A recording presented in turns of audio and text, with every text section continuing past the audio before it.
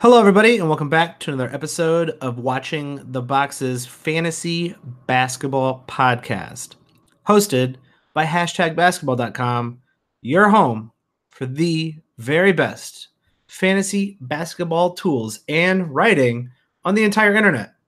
And it's all pretty much free. Go check it out, #basketball.com. They will guarantee to have content for you, and how you use it will possibly make you better at fantasy basketball if you use it correctly. That is their slogan at #basketball.com. I am your host, Mike Catron, and joining me as always is my co-host, Tyler Watts. What's up, Tyler? What a great day it is. Is it a great day? It's been rough here in Chicago lately. Well, it wasn't a great day if you were a Mavericks fan when they scored 20 second half points. I mean, that's pretty bad. That's Chicago Bulls bad. Well, it was actually 30, but who's counting? I mean, still bad. Yeah, that's not great. You can't win them all, I guess. But if you're the Bulls, you can only win about 10. They lost to the cruddy, LeBron James. So that's something. I'll take that. It's been an interesting start to the new year, and I think more often than not, the beginning, like January into the All-Star break, kind of begins a bit of a lull in NBA basketball, because it's kind of like you are really in the grind now. You're about halfway through the season. There is no break for another month and a half, and so teams have either figured out who they are, and the teams that know they're good, they already know they're good, and the teams that know they're bad aren't giving as much of a shit as the teams who know they are good.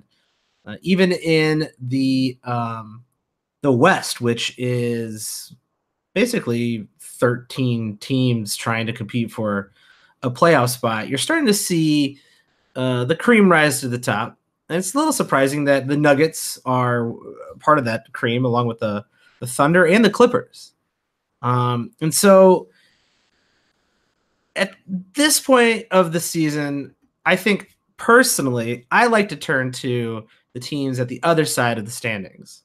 Your Dallas Mavericks, your Phoenix Suns, your Cleveland Cavaliers, your Knicks, your Bulls, your Atlanta Hawks, because those are the teams that start making adjustments for the future, whether that's through trading players like Justin Holiday, or making sure you give more minutes to someone like I don't know, like Trae Young was getting plenty of minutes, so I'm not too worried about that. But like Colin Sexton is probably going to get plenty of minutes moving forward. So I personally like to start paying much more attention to the depth chart, to the rotations going on those teams that are really, really bad. And that usually does lead to a switch, an adjustment in fantasy value. And so we're going to be keeping an eye on that over the next few weeks, Tyler. Is there any team in particular you are that you're looking at? I mean, I think you nailed it. That like a lot of the teams that are going to change a ton are going to be the rebuilding teams as opposed to the teams that are competing. I still think that Clippers team might fall off, man. I don't know how they're winning so many games, because just looking at them compared to some of the other teams, like they do not look like a great team. So that'll be interesting to watch, I guess. And that whole Western Conference thing will be very interesting in the sense that some of those teams are going to eventually fall back. Yeah, some of those teams are going to fall off. And so it'll be interesting to see what moves are made, and I think it could make for a really exciting trade deadline, because if all 13 of those teams think they're going to try to get a playoff spot, like there could be some wild trades that go down to try to gain the slightest advantage. So that would be nice. Yeah, it would be nice to see the Bulls take advantage of that instead of just getting more free money by signing Michael. Like, I thought I would be done ranting about the Bulls after the last episode, but wake up again today and see that Michael Carter Williams is making his 3-hour return to the Chicago Bulls, where he will be waived for cash considerations. Great job, guys. Financial champions. You did it. You're the best. Good job. Put another banner up for financial champions. Michael Carter Williams might be the best point guard they got other than Chris Dunn. I know, and they waived him, so not on the team anymore. But we do have, like, there's a handful of guys like Patrick McCaw. He's out there. He might get signed by somebody in the next day or two. So you got all these contracts being kind of finalized, along with some guys who are actually on the real NBA waiver wire who might be getting picked up. So it's a good idea to keep an eye on that, along with the returns. There's a couple of returns that I'm a little bit interested in. Rondé Hollis-Jefferson and Taurean Prince, both guys who have been out for a bit. Taurean Prince has been out for longer than I actually remembered. I was like, oh, he's been out for like a couple weeks now. It's been like a month or so.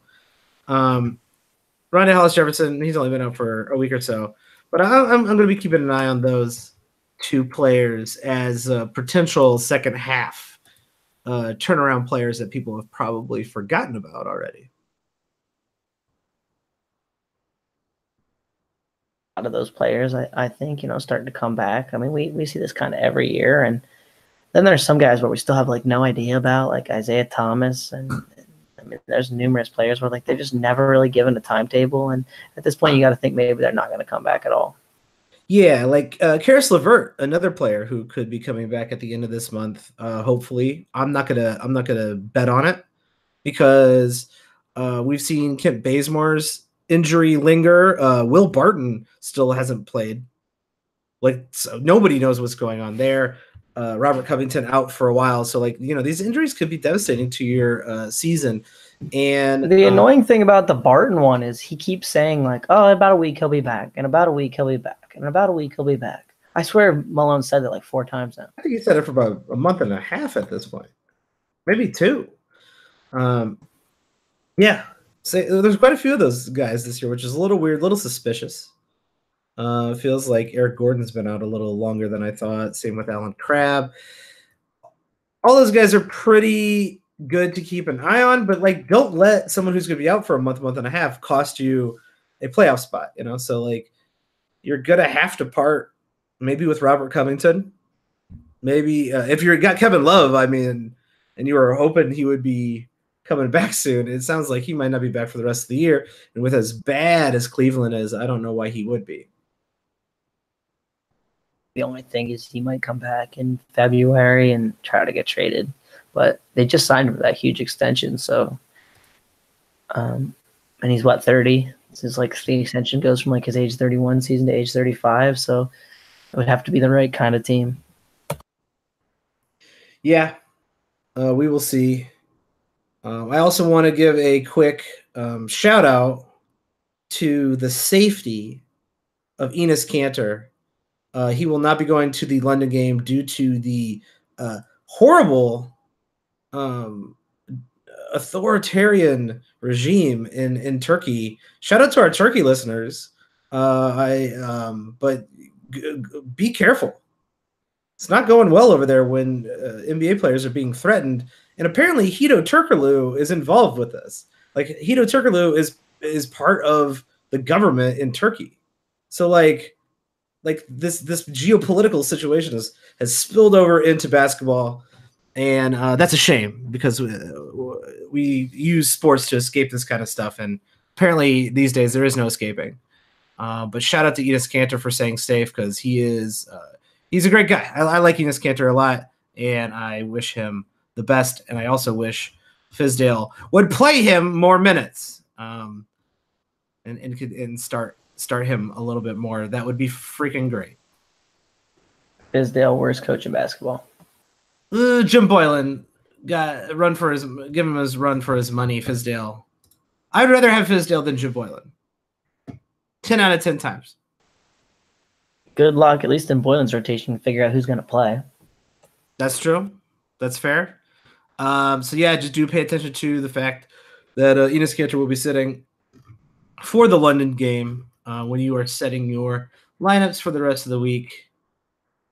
you're probably going to go to the waiver wire, and that's what we're here to talk about. The waiver wire has been interesting. There's always the few familiar names. We haven't talked about some of these guys in a while, though. So, like, the waiver wire is starting to kind of adjust. You saw a lot of people jump ship on Justin Holiday, and rightfully so. He apparently was traded to come off the bench in Memphis, which is and played like very little. But he only played 21 minutes, but he had a poor shooting night. So we'll see what's going on there. But we got a few familiar names, but we also have some new names on the waiver wire list that we usually don't end up talking about. And we talked about this one just in our last episode. Bismack Biyombo getting the surprise minutes out of absolutely nowhere. It is a incredible per minute rebound and block guy, worth streaming, while the Hornets desperately need a center while their big men are out. Was there a question there? No. Do you like Bismack Biyombo? Do you like Bismack Biyombo as a flyer this week? Yeah, I mean, I think that Biyombo is going to be good as long as he's getting the minutes, and it looks like he's going to get the minutes. So perfect. Yeah, when you're looking at head to head, I think it's a smart pickup, especially like blocks are hard to come by, and they a couple games with some good block numbers could win you at that category. It's fairly straightforward, guys. You shouldn't have to think about it too awful much. But I want to talk about a couple players that are getting a lot of love. We always talk about Josh Jackson. Guys, listen, Josh Jackson's going to be doing this the rest of the season. You're going to pick him up for 4 games. You're going to drop him for 4 games. You're going to pick him up for drop him. We're not going to talk about him anymore. Instead, I want to talk about Derek White for the San Antonio Spurs. He is having a very good run, playing solid minutes, but he's not, I guess, I mean, he's coming back from injury and all, but he seems to be getting going. It's not like he started out only playing a few minutes. He got right back into it. He was playing 28, 29 minutes a game. But over the last 5 games or so, he has shown that he is being very consistent in producing. So Derek White, rest of the year, are you thinking he is standard league relevant?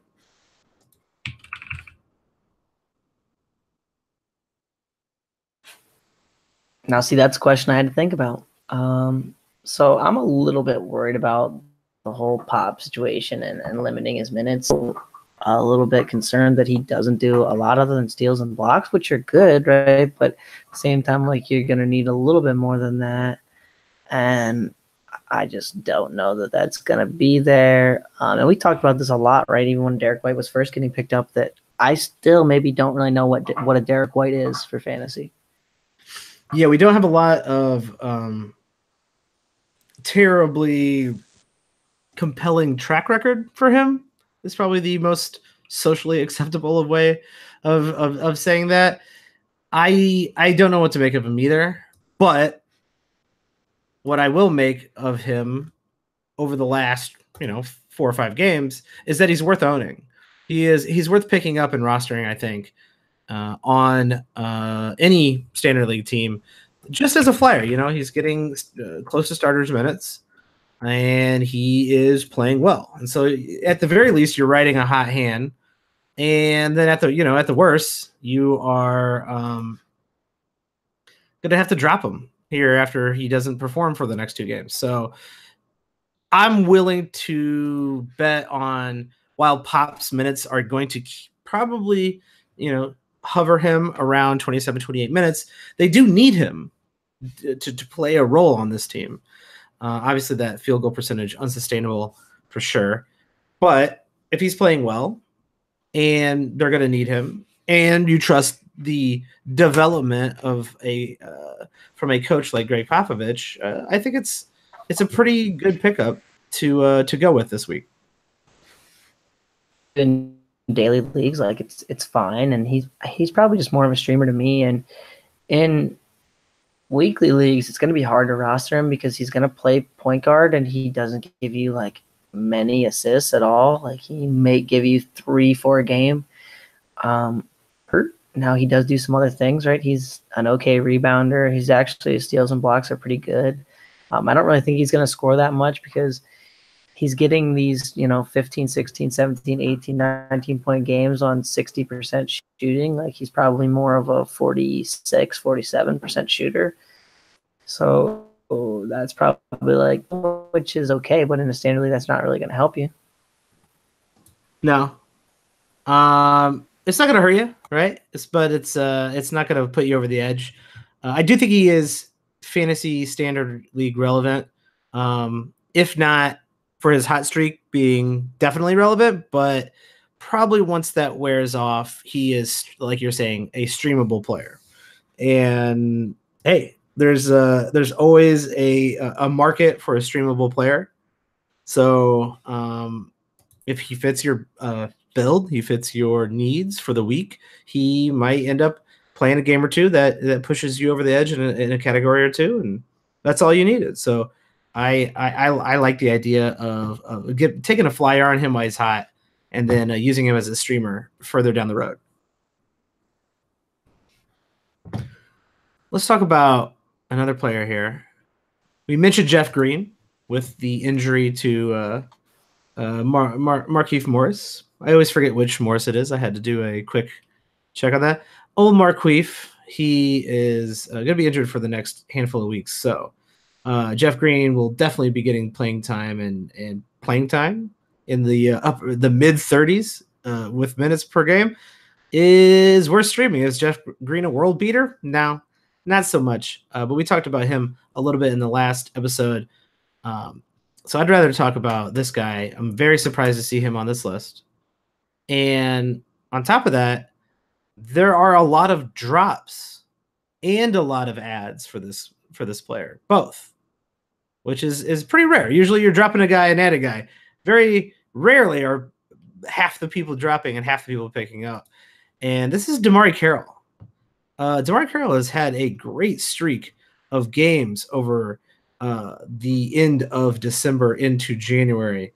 And when DeMarre Carroll's shot is going down, he is a fairly good player who can get you threes and rebounds with the occasional steal. Not, he's definitely not someone who I think about when I think about steals, but he has been very, very hot. He's also been playing some minutes because Rondé Hollis-Jefferson, another guy that I mentioned, to keep an eye on, it has been sitting out over the last week or so. So, DeMarre Carroll, are you ready?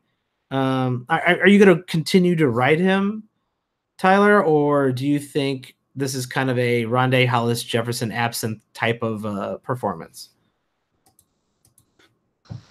So, I mean, we've seen the Carroll goodness before. We've seen the Carroll not so good before. So, there's that. And for me, I mean, I don't know that I really want to ride this guy for a long time. I mean, I'm fine riding this hot streak, but once it starts ending, I think we've seen DeMarre Carroll be a notoriously very streaky player. So there could be a lot of bad games coming after one bad game.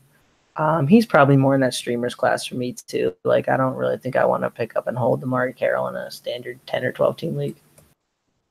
Yeah, I think that's super fair. DeMarre Carroll is streaky, but he has had not just small stints, but legit month-long stints as a top 100 player. And depending on what the Brooklyn Nets are up to with their second half of the season, and this is something, like I said, to watch. If they do think DeMarre Carroll is part of getting them into the playoffs, you could see a little bit more DeMarre Carroll. Now, granted, if he just goes on a really bad shooting streak like he's known to do, it won't matter if they're playing him 35 minutes a game if he can't make a basket. But right now, he's hitting his shot, and he is looking like old school DeMarre Carroll. So, if he is out and available in your league, I would go ahead and pick him up. Why not? All fair. All right. I want to talk about a guy that, Tyler, you love and I hate. And his name is Steve Austin Rivers. I think that's how his first name is Steve. A lot of people don't know that. Steve Austin Rivers found his way, bumbled his way into a position on the Rockets, and has been playing fairly well, but also been playing about 40 minutes a game because the rest of this team is injured. Eric Gordon out, Chris Paul's been missing some time. Austin Rivers, is he standard league relevant for the rest of the season, especially when the rest of the Houston Rockets get healthy? Oh no, definitely not. But as long as Chris Paul's out and they're having some injuries here, I think he's the backup point guard they wanted Michael Carter-Williams to be. Perhaps. So, you know what I mean? How many minutes per game is that? I mean, who are they going to play? Are they going to play him or Gerald Green, with that second unit? I could easily see Rivers getting some of those minutes, and I could easily see Rivers playing 25, 28 minutes a game, even when they're relatively healthy. And we've seen Rivers last year. Rivers was good for fantasy. Rivers can make 3-pointers. Rivers can do a little bit for fantasy. I'm not in love with him. He's never really going to get you a ton of steals and blocks, but if you need threes or points or, the occasional assist, especially in a deeper league, Rivers is a decent guy to hold because he gets a lot of hate. I don't know, the whole Doc Rivers thing, or some people think he shouldn't be in the NBA, but in a 14-16 team league, Rivers can be pretty valuable. Yeah, I think he's obviously talented enough to be in the NBA because he is, and he keeps getting brought onto teams that have a need for a guy who, pounds the ball for 23 seconds and jacks up a shot. His game is just terrible to watch, and also he seems like a complete dick. And that is why I'm not a fan of Steve Austin Rivers. But this next guy I am a fan of, and it would not be a waiver wire episode unless we talked about Emmanuel Mudiay. Once again, people are warming up to Emmanuel Mudiay. He is probably at one of his highest owned percentages at 52% currently on Yahoo. Tyler, do we have to accept, is it finally time just to say Emmanuel Mudiay is a standard league player in head-to-head leagues? Well, he only played 24 minutes tonight. Was it a terrible blowout? That's a negative. That was called me nitpicking, just to give you a rise. Yeah, as long as Fizdale keeps him, playing big minutes and as the starting point guard, I am fine owning Mudiay even in a standard league right now. Now, we can talk about the Knicks rotations if you want. If I'm going to bet on anyone not keeping their rotation, it's going to be Fizdale. So, you know what I mean? At any moment, he could just start playing Trey Burke or Frank Ntilikina over Emmanuel Mudiay, and I would not be surprised. That's true. And your hate for Fizdale is strong, and I appreciate that. I respect it. It is a good hate. Well, it has nothing to do with hate. It's just I can't figure him out. Every week when I do that weekly streaming article, when the Knicks are on there, they've gotten me so many times where I'm like, okay, this guy's played 30 minutes per game over the last 2 weeks. Damian Dotson was the first one, right? He came out of nowhere and was playing 30 minutes every game for how many weeks? 2, 3, 4. And then he returned to nowhere. Right. You put him on there and then all of a sudden it was Fizdale that whole week, didn't play him at all. And it was he just fell out of the rotation after playing 30 minutes. It made no sense. So, yeah, I can't figure him out. That's all I'm saying. That's not hate. It's just I don't know what he's doing with the rotation. I don't know that he does. He obviously does not know what he's doing. But like I said, it would not be a waiver wire episode unless we talked about our favorite waiver wire player, Emmanuel Mudiay. And I'm with you. I think he's going to be fantasy relevant, maybe even a top 100 player for the second half of the season if you ignore a certain percentage or two in your type of league. So As long as he's getting those minutes, and come on, Tyler, it's the third quarter. That's why he's only played 24 minutes. He's gonna play 30 plus. I know. I was joking. Oh my gosh. So here's a guy we haven't talked about in a while. So we always have to talk about Moutier, but here's a guy we have not talked about maybe all season long, except for very, very early in the season. This is the great and powerful Bobby Portis, who is back with the Chicago Bulls. He played about 20 minutes in his return against Brooklyn. Bobby Portis, known for getting very, very hot playing in with the second team, shooting quite a bit of threes for someone who is eligible at even center. At least in Yahoo leagues, he's eligible in center. I don't know what the hell ESPN is doing, and they've been all over the place this season, so I'm not going to comment on that. But Bobby Portis has known to make himself fantasy relevant. If I could guarantee you, Tyler, that Bobby Portis would be healthy for the rest of the season. He'll play every game for the rest of the season, and he will average 24 and a half minutes per game. Is he a top 100 player? No, because he doesn't do anything in steals and blocks, really. But, I mean, he's fine to own and to stream. I mean, he's going to get rebounds. He's going to score. He's going to hit threes, like you mentioned.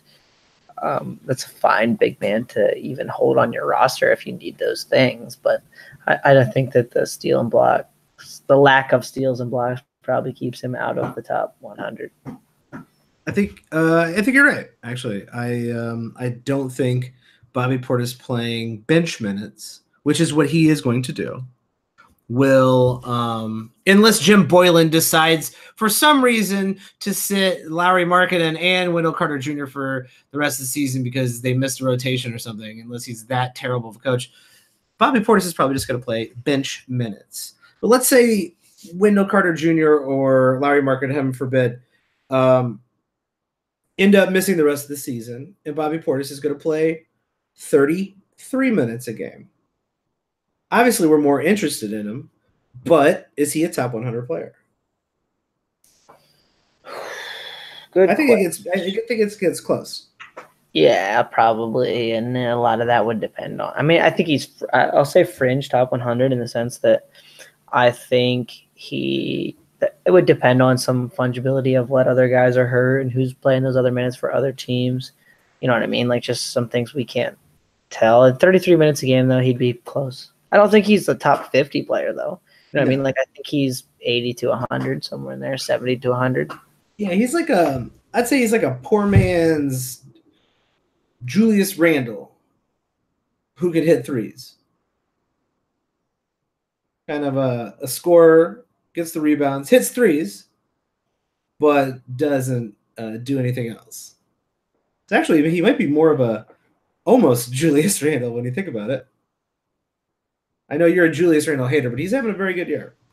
Randle has been exceptionally good, and he actually, ever since he lost all that weight, even when he played for the Lakers, he was really, really good. I mean, he's a really good player. Just, I'm not a huge fan of his fantasy game in the sense that he doesn't steal or block the ball, and there's nothing wrong with that. I mean, there's more value in real life NBA than steals and blocks, but in fantasy, like steals and blocks are very important categories. Yeah, they definitely matter. They definitely add to your overall value. They definitely add to your ability to win a week. I mean, hey, there's a place for 20 and 10 guys on your roster, but just because those numbers are high doesn't mean someone like Danny Green isn't just as valuable, if not more valuable, than someone like Bobby Portis, who might be like 17 and 8 coming off the bench. Yeah, and Portis is one of those guys who, like, sometimes I'll pick up off the waiver wire, like when he's hurt or he has a crappy game, and you can sometimes trade him, especially when he gets a hot run where he's got like 3 or 4 games where he's got like nearly 20 points and 10 rebounds each game. You can sometimes trade him for a guy that you should never be able to trade him for. Yes. He is, I don't know if it's just because he punched Nico Mirotic in the face, but he is suspiciously popular with the fantasy crowd, and I haven't fully understood that. But he is a name that people keep an eye on.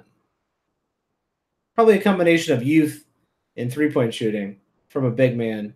That usually is enough to get the fantasy community interested in literally anybody. So probably those. Well, yeah. And we talk about this a lot, right? Points and rebounds are the highest numbers. So people get a little more excited about 20 points than they do 3 blocks. That's very true. Speaking of players that are young that people gravitate towards and who are coming back recently from a extended period out, that is a hell of a segue, Tyler. I'm talking about Marvin Bagley the third, who is playing in his very first game this evening. Marvin Bagley has kind of been hit or miss, mostly I would say miss at the start of this season. But Sacramento is, even though they are in playoff contention and look like they will continue to be in playoff contention, though there's a lot of weird stats about like how they basically lose every first half, but their second half they're playing at a really high pace, and in their second half they're kind of wearing teams out with their youth. So it's like there's a lot of weird stats around Sacramento, but I think it is sustainable. And Marvin Bagley is now going to be someone who's put right back into the rotation, probably. Do you have any interest in Marvin Bagley for the rest of the season as someone who could be permanently rostered? I'd have more interest in Marvin Bagley if the Kings were out of it, to be honest. That is a very astute observation. I kind of agree with you there. I think Bielitsa is probably a little bit more interesting than Bagley moving forward, simply because Bielitsa has produced positive value when it comes to wins. Yeah, and I mean, Bagley's only averaging 23.1 minutes per game on the season. Like, it's hard to, at any standard league, it's hard. You have to be really, really good to average that low minutes and be standardly relevant. I mean, he's only getting 12 points a game, 12.7 points a game, 6.1 rebounds, not even an assist, 0.4 steals, a block. Like, okay, those numbers are fine, but they're not great. And so he's a streamer at this point. And if he gets more minutes, then maybe we talk again. Let's say you see, I mean, the Kings are on a 3-7. They're sliding out of it. Sure. Yeah, they're starting to slide. They've lost their last 4 games. I do not know who they're playing tonight, but they could end up losing to the. They're playing Orlando, who dropped, I think, 170 points on the Bulls. So watch out, Sacramento. Let's say January is just really, really bad for the Kings, and they just slide right out of playoff contention, and they're like, all right, we're going with the youth. I actually think Bagley is a must roster in standard leagues if he is going to be playing 30-plus minutes a game. Yeah, I mean, especially if he can keep that block rate up. We all thought he would maybe be a Zach Randolph type, where we saw that in college, but a lot of that maybe had to do with Wendell Carter playing more center and him being more of a power forward. I mean, if he can average, even 1.2 blocks in 30 minutes, like, that's a significant contribution and would help him a lot. He's going to rebound and get points in 30 minutes a game. Like, he's just going to do those two things. He's not going to give you assists, and I don't think the 3-pointers are going to be great. Like, he's just not taking a ton of attempts. And I think he's a little bit below league average 3-point shooter. So, he maybe gets you half a 3 a game, maybe 0.6, which in today's NBA is not a lot. No, it is not. There are better options, but most of those options are probably rostered at this point. So as someone who could eventually play heavier minutes, might not be the worst idea to get Marvin Bagley on your roster. Maybe he ends up breaking out a little bit, and you can trade him for something else. If you're in any sort of keeper dynasty league, I think if he's not owned, that's someone doesn't know what they're doing. And I'd like to be in that dynasty league if you don't mind. So let me know. You can find me on Twitter @WatchTheBoxes, and I would like to be in your keeper dynasty league if a high rookie draft pick is currently on your waiver wire, unless there's like 4 teams, then I'm not interested in your league. Sorry, I'm just not gonna happen. Tyler, I think that is it for the waiver wire. Did you have anyone else that you wanted to spotlight here on our waiver wire show? No, man, that about wraps it up. Right. The waiver wire gets a little wild this time of year, and things can change quickly. So keep an eye out to the news and all that, and be prepared to take a flyer on, well, almost anybody, because sometimes a guy gets 30 minutes for a couple weeks straight and has a really good run, and then he drops out of the rotation, It is crazy. I'm gonna start calling that the Fizdale special. Oh yeah, that's not a bad idea. I like that. There are a handful of people that you've never heard of. Even if you're a hardcore NBA guy, there are a handful of people that you've never heard of that will get Fizdale at some point in this season. Well, and the 10 days start soon, right? Yeah. So all of a sudden you're going to start seeing these 10-day contracts. These guys come out of nowhere and play for some of these really bad teams, maybe even some of these really good teams that are injured. So you're going to see a lot of weird stuff going on. So the waiver wire is going to get kind of, I'd say, more difficult, but more interesting. I like to just say funky. Gonna get funky. Oh, like a fine fermented sour beer. The waiver wire is about to get funky. Tyler, where can people find you on Twitter? You can find me on Twitter at Tyler P. Watts. Beautiful. And like I said, you can find me at Watch the Boxes. Guys, if you like what you're hearing, please rate and review the podcast. We really appreciate it. It helps us out. And if you really want to have a direct line to us and get the waiver wire and Buy Low Sell High podcast that we do before you are hearing it on the regular podcast stream, go check out patreon.com/watchingtheboxes.